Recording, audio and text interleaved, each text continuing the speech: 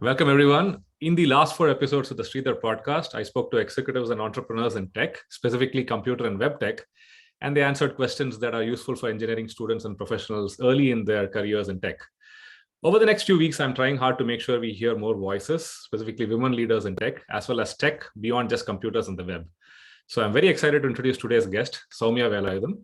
Sowmya is a biotech engineer from the College of Engineering, Guindy, and she has a master's from Pennsylvania State in immunology.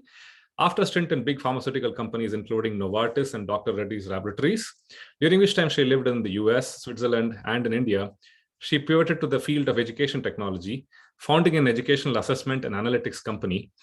At present, she is a VP and head of assessments at Vedantu, the online tutoring company. In the midst of all of this, she also went to business school at the Indian School of Business. Welcome, Sowmya. Hi, Sridhar. Great to be here. Thank you. Thank you for taking the time today. So, Sowmya, can you walk us through your thought process when you decided to continue studying right after undergrad? Speaking Sridhar, I think that was probably an easy choice for me because I completed biotech 20 years ago when in India it was a fairly nascent field, and the job opportunities in India or research opportunities in India were fairly limited at that point, right? Right now, there is a whole bunch of things that you can do. But at that point, the natural next choice was to start a PhD or, continue doing a master's, because obviously the field was booming in the West at that point of time in terms of research. So I think I wasn't at a crossroad to decide that part. So it was an easy one for me at that point. But that also led to a lot of branch offs because it became too much of a straight line. But we'll talk about that as we go. Yeah. Understood. So, how would you advise, a student to go about this decision today, right? Students today can do what you did, which is go and study after undergrad. They could do what I did, which is go to a job right afterwards, and probably even maybe start a business these days, right? If somebody were to ask you this question today, how would you advise them to go about making that decision? Yeah. So as is true with every answer, I think it's very contextual. But I think if you want to start a business, if that's something that you're serious about, I would definitely say go work. If possible, get an MBA. You don't need an expensive one. You just need some perspectives, but just do even like an online MBA just to get some concepts in your head. But do work in an area that's relevant to where you want a business and where you want to start your business, because I think that gives a lot of learning. I think starting a business without having ever worked means that you're learning all your lessons by yourself and may not be worth it, right? Unless, like I said, you're Zuckerberg and you know what you're doing type of a thing. But typically, I think most businesses can be built on other people's experiences. So I'd highly advise that. But between studying and working, if you had to make a choice, I think I would say, again, if you're doing an MBA, don't do it if you haven't worked, right? I would say do it after work experience. Makes a huge difference in terms of the value you carry away from your MBA. I definitely advise that. But if it is in your area of expertise, like you want to do a master's in computer science, or like I did a master's in technology, do it purely because you love it and you love the subject so much and you want to really pursue and understand it better for the love of learning. Don't think it's going to translate into better career options. It may be a card to a Western country, but not really more than that. I think it's just a passion to do it. I would say that's probably the 3 ways I'd look at it. Great points. So, Sowmya, you are multilingual and English isn't your mother tongue, though I'm sure, like me, it was a medium of instruction for you at school and university. Did you do something to further improve your vocabulary, your speaking, your writing and communication skills? Yeah. So honestly, I never struggled with it through college too, but I think what really, I read a lot. I think that at least in our generation, that was the thing. So we used to read a lot. So I think it wasn't an issue for me, but when I studied for my GRE, I realized how little English I knew, basically. So I think if you're applying for your master's, you're going to study for your GRE. I think that's one thing that I think for me made a huge difference. But today there are so many avenues to kind of improve language, simple things like Duolingo, and of course, watching TV shows. I think today you have access to all the Netflix and Amazon Prime world. I think nothing improves your language like watching. But in addition, I also think suggest being part of Toastmasters or clubs like that, because a lot of listening helps you comprehend, but not really speak confidently. I think these clubs like Toastmasters, and there are a lot of college level clubs. You can form your own in your colleges too, right? And I think those encourage you to speak and speak confidently. I think that makes a big difference. And in addition to just language, Sridhar, I wanted to add a point here, which is kind of on a tangent from language, basically. I think one more thing that we, at least as in the Indian culture, it's not encouraged, and I'm not sure about other cultures, is awareness of yourself, emotional awareness and psychological awareness, and awareness of how to react to people in social settings, right? I think it goes a long way in professional success. Like, we've all heard stories of how Indian engineers are very smart, but can't really perform well in a social setting. I mean, it's a stereotype, but it can really stall someone's success. So language is one piece, but also build your awareness of social etiquettes and social cues, right? Like when you start talking, when do you stop talking? Are you ranting, right? So things like that, I think, are important. And also emotional awareness, when I mean when you're hitting burnout, when you're getting frustrated, to be aware of that and then be able to change course. I think, again, there are a whole bunch of courses on Udemy, Coursera, which talk about emotional quotient and emotional intelligence. And trust me, I think the big success after your 30s comes because how emotionally intelligent you are. So I think it's important to start tapping into it. Language is a very quick piece. I think with all the avenues available, you can pick it up pretty fast. But emotional intelligence needs a lot of training. I think I'd really encourage all the people who are listening to this really focus on that, because that can make or break your career, basically. Awesome. Great points. I definitely can, I can relate to some of the things that you're saying personally as well, especially the piece about awareness and emotional intelligence as well. Great points. On the topic, right? Again, this is related to language, but what if there are significant barriers to overcome for a student, such as English not being the primary instruction at language of instruction at school, right? You mentioned online courses, you mentioned being part of Toastmasters. You also mentioned these points which are not language related. But for somebody who has basic issues with English because they don't speak it and they've grown up in the first 12 years of school, not even using English as a medium of instruction, in that case, starting from such a low base, is there something that you would recommend? No, I honestly don't have a lot of insight into that, but I would suggest in that case also having a mentor, a champion for you, right? Someone can work with you, because in that case, you need someone to really handhold you through the process. So you can pick a senior or someone from your family who's done well. And I think having an individual mentor can actually keep you motivated to continue trying, because I know it can be very demotivating when you're not able to, when you know a lot of things, but language is the single thing that's preventing you from that. And someone who's a champion for you, and it can be a work colleague, it can be a senior in college, like I said, or someone in the family who knows the language well and who can kind of train you on a daily basis, while like you still take your other things, but they encourage you to talk and keep you motivated through that process. I think that can work in such cases, basically. Great points. Essentially, somebody who's invested in your success is somebody that you're Great points. All right, moving on. Let's say I'm a student at university doing a bunch of things, and I'm doing all of this, like you said, because I'm passionate about the subject. I'm also finding it fun to do. How do I really, select from all of these different things that I do to pick and choose the ones that are really valuable for me in terms of my career, the skills or the topics that I really need to focus and spend a lot more time on in order to get much better at it, right?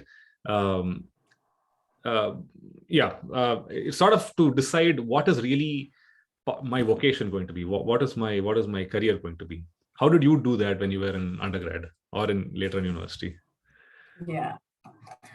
So to just put my story in context and then go into what I would advise is that, see, I kind of followed a path that was, I think, a lot like, okay, you finish your grade 12, you go into an engineering course, then you do a master's. It was like all clearly drawn out, really never put a decision making into that, honestly speaking, like I did mention, right? And then when I had arrived after doing my master's, after finding a job, then again doing my MBA, I think I went through all of those, jumped all of those hoops, and then I was in a great job. And then when I look back, I'm like, why, right? So and after that, I dabbled with a lot of things actually, like. I mean, I painted, I've done my whole art exhibition as well. I've written, and I've also kind of switched from being in pharma. So I said, what really excites me is social change. I want to be in the social sectors. The EdTech, the startup that I had started was more working with government schools and affordable private schools.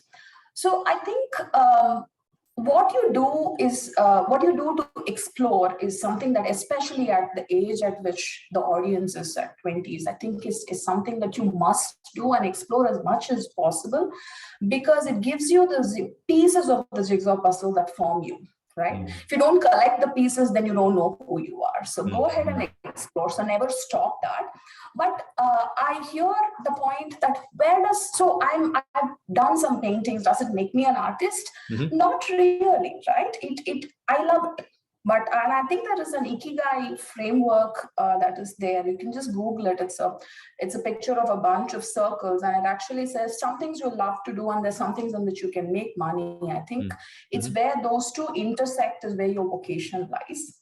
But and I will also touch back to the point I was making earlier, being a bit more emotionally aware of who you are as a personality, right? And that awareness comes by exploring different activities. When you do something, you feel satisfied. When you do something, you feel excited, you feel happiness, and some just really drain you. It helps you find yourself. So never stop doing as many activities as possible, because this is when you can dabble as much as you want. Right? So definitely do that, but don't get carried away. Oh, I love this, so I'm going to do this. Of course, there are practical constraints of whether you can really make money, whether you're good at it, right? Some things are also, you might love it, but you may not be good at it, which is okay, right? You can still enjoy it for yourself. So the more you explore, the more you find pieces of yourself, which will help you build a better story. So never stop exploring, but use just take a look at the Ikigai framework. I don't have it with me, and Sridhar, maybe you can post it when you, I can send you when we post this out. But I think that can help make a decision on which ones make sense as a vocation and which ones don't. Awesome. I am definitely familiar with the Ikigai framework, but you're right. I'll include a link to that in the the notes with this podcast episode. Great points. I think you also touched upon the fact that in addition to you utilizing the Ikigai framework, you also need to be exploring constantly, because at this early stage in your career, it doesn't cost you a lot to explore. You can explore as opposed to later in your career, and explore as much as you can. But also be honest to yourself in terms of what really gives you satisfaction and happiness, and what you're good at. I think that is the other thing that I heard you say. Great point, Sowmya. What do you think about 5-year plans? Or 5 can be any number. It can be 3-year plans or 5-year plans. I've had a bunch of people that I've spoken to before on this podcast, and there's been I don't know to bias you either way. I would love to hear your thoughts on this, but it's been a little mixed in terms of whether it makes sense or whether it's not a great idea. What is your perspective on that? So truly speaking, I think it's a very personality driven thing. Again, I think it's how people think. What has worked for me is having a larger vision for my life, right? In the sense, I thought 30 years ahead, so to say, right? And not as a plan, oh, I'm going to do this and arrive at something 30 years. And each of us can have a vision, right? Like, I want to retire at 50. I want to make enough money and retire at 50. I want to travel the world by 50. I want to be the biggest philanthropist by 50 or 60, whatever the time frame you want to take. I want to change the world through my social work, right? Whatever it can be. Or, I want to have a tech startup. It's a very large vision. I honestly wouldn't know what are the exact steps, and I don't expect you whoever is listening here to kind of have all the steps in place. But what that vision, having a vision for my life, has helped me B is that when something I am doing doesn't align with that vision, I've been quick to move on from it, right? I think in today's world after the pandemic, fire plans seem like a joke because, all of our lives kind of went for a big pause. But I think okay, right? So I think in the sense, like what works, some people like to be very task oriented and it helps them kind of plan their life, be in control. Some people are more open ended. But I would suggest that think of it as who do you see yourself when you leave this world? What is the legacy you want to leave this world with, right? And if you have a broad structure of it, it might change, right? In 10 years, you become a different person and it might change. But for me, having that vision, and I had told you, Sridhar, when we started that I want to talk specifically about how women go through this journey slightly differently. And I think, so generally women have a slightly different set of decisions to take when it comes to family, when it comes to childbearing, child rearing, all of those things. And I think a lot of things, at least in the Indian context, there's definitely been change in the last 20 years, but not the full extent of change as well, right? So there are expectations and there's also a social culturing in our heads that, hey, we need to own this up. This is my stuff to own up. And so there's a lot of anxiety. I see that as I have grown in my career, that as I go up and up, I feel like there are fewer and fewer women who are with me, right? And then I think that's an experience commonly of many women you would talk to. And this is not because there are actual barriers to growth. This is because women burn out faster. Because you're trying to just manage and be too many things. Like you try to be a mother, a good wife, a good so-and-so, and a good professional. So, and a good professional is what it becomes. And I'm not saying each one has to be a good professional, but make your choices. At least what has helped me is I have this larger vision for my life. And I said, okay, when I'm trying to be all of these things, what my vision is not being met. So I could make course changes in my life to kind of meet that. If I keep following this path, I'm never going to get in that direction of what my vision for my life is. So I want to change direction. So be again constantly aware of what is burning you out, and don't let the pressures of what the world expects of you to be the expectations of you. Build your own expectations of yourself. And then you can make a 5-year plan, 10-year plan, 2-year plan, or a 30-year plan, like I just said. But I think having a larger picture to look up to helps kind of keep the compass for your own path, I would say. And especially women, I think just again, I'm making a point because I know the journeys are very different and the challenges are somewhat more emotional and externally motivated, I would say. So having that compass really helps you decide which way to pick. Right. Got it. There's a lot to digest there, and I'm definitely not going to summarize it right now as we speak, but thank you for sharing that perspective, especially the perspective of how this particular question is also for women as well. And I appreciate and respect where you're coming from, for sure. I can see that at home with my wife as well. So thank you for sharing that perspective. So Sowmya, are there courses or topics from university, from any of the courses that you did, that you find are really useful in your work every day? Or if I can put that question a little bit differently, right? Can you list a few courses or subjects that you think are super important for all students, regardless of what stream they're in or what career they're probably going to take? But this is super important for all students to learn well when they're still in university, when they're still learning. Yeah, I think one thing that comes top of my mind was probability and statistics. I think we hate it. But I think because too many T square, Z square, all that stuff happening. But trust me, I think whether you're investing in stocks or whether you're looking at any future predictions for yourself, I think they can have, or even evaluating what something is being said in all these news articles, which has become like a bane of the modern society, right? So what is the logical probability of something happening like this, right? I think while I'm not talking about the technicalities of probability and statistics, I think you need to kind of start viewing the world through those lenses of, is this even statistically meaningful? What is it, right? So there's so many research that I read, oh, coffee makes you a better person, but then the research study has 20 people in it. So there's a whole way, lot of ways to start. The way you look at the world can change if you start questioning the world through the lens of that. I think that's one thing I would suggest. But other than that, I also think learn to work your Excel sheets, man. I mean, it's like the crazy basic shit that you should learn, and it works.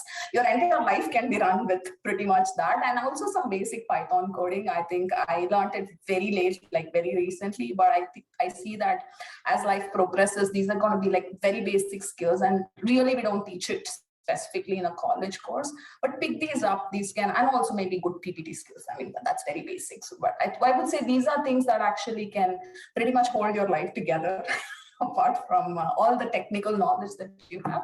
But yeah, definitely probability and statistics, I would say, is a very, very important one to keep with you.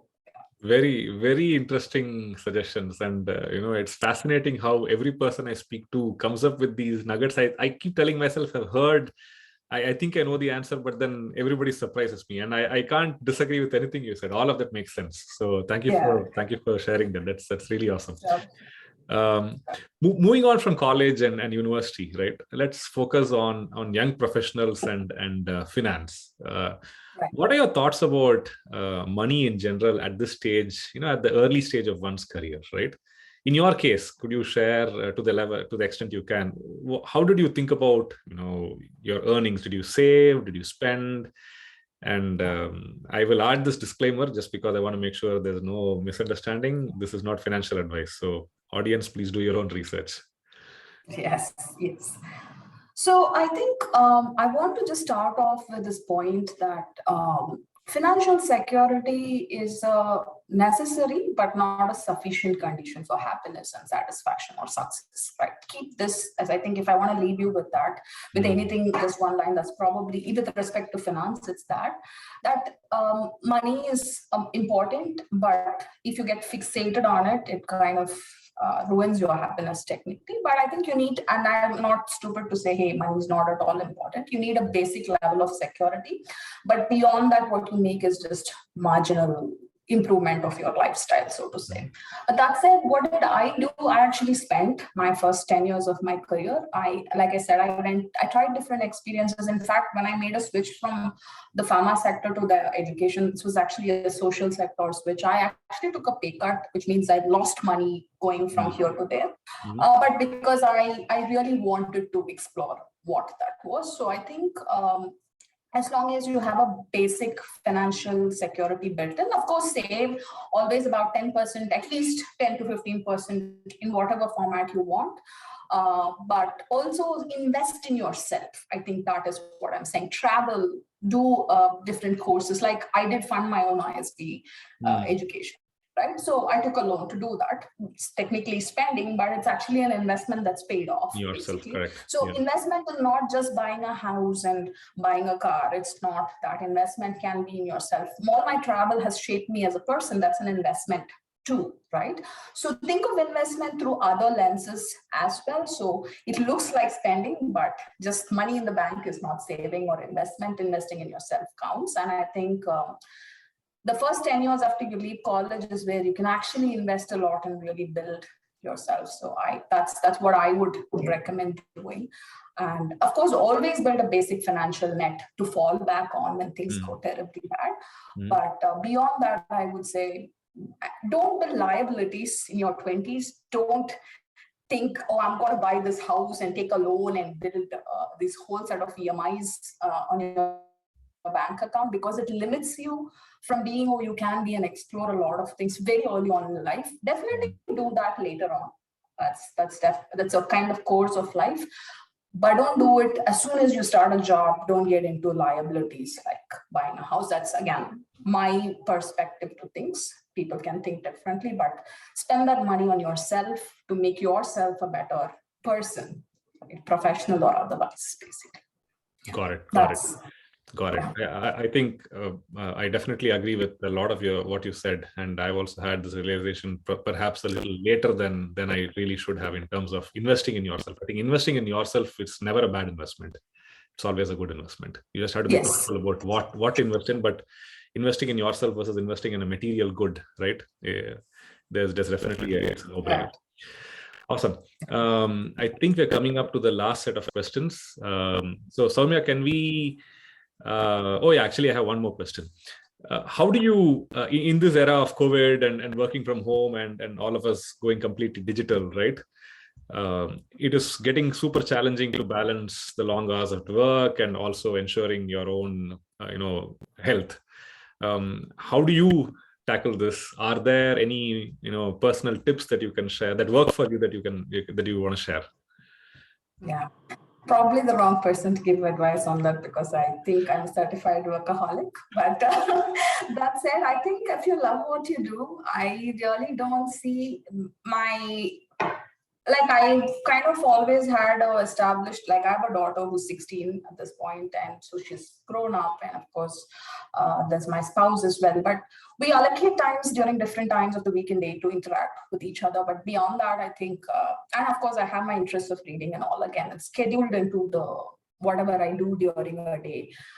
But it's never, like I said, because I really love what I do, it's never felt like, oh my God, I'm working. It's just something that I've done. So I've never had that question of work-life balance. I mean, there's probably less perspective to provide there, but that's what it is for me. I think you provide a very good perspective in that. I think if I were to guess, I'm sure your calendar is packed in the sense that you're always doing fun stuff. It's either work or it's something outside of work, but it's negative. Yeah, so it doesn't feel draining for you. Exactly. Yeah.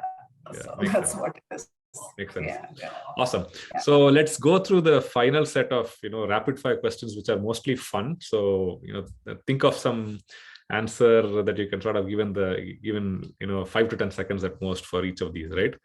Can you name a book or a TV show that completely or significantly changed the way you think? Yeah, I actually have two.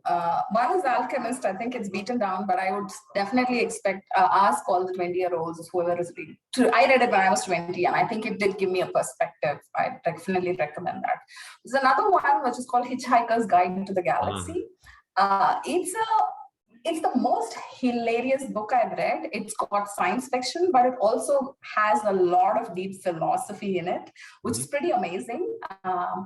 It's an out-of-the-world book. I highly recommend reading it, and it changed my perspective because it kind of lightens you up, but you can be deep without being very serious about things, basically. So, yeah.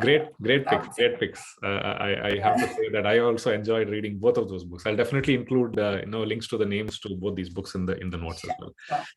Yeah. Can you what was the best career move that you did?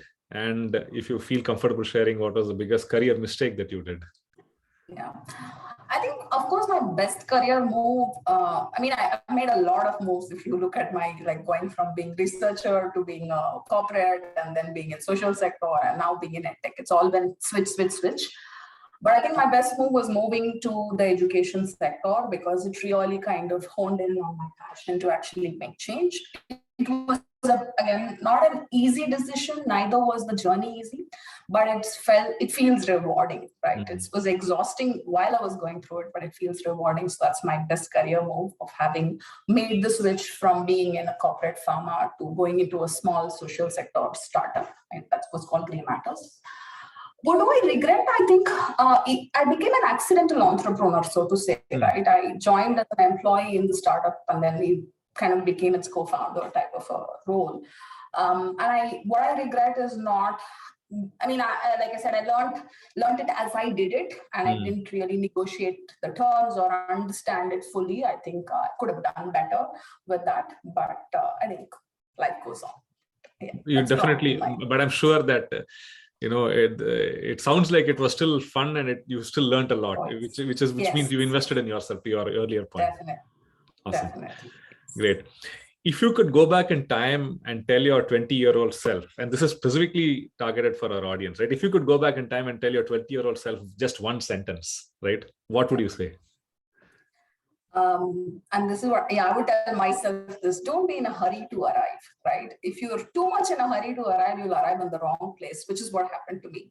Take your time, find yourself, decide where you want to go, and then arrive. That's pretty much it. Awesome. Well, Sowmya, it was a pleasure talking to you today. Thank you really for taking the time. Same here, Sridhar. Enjoyed it. Thank you. Thanks for having me. Bye.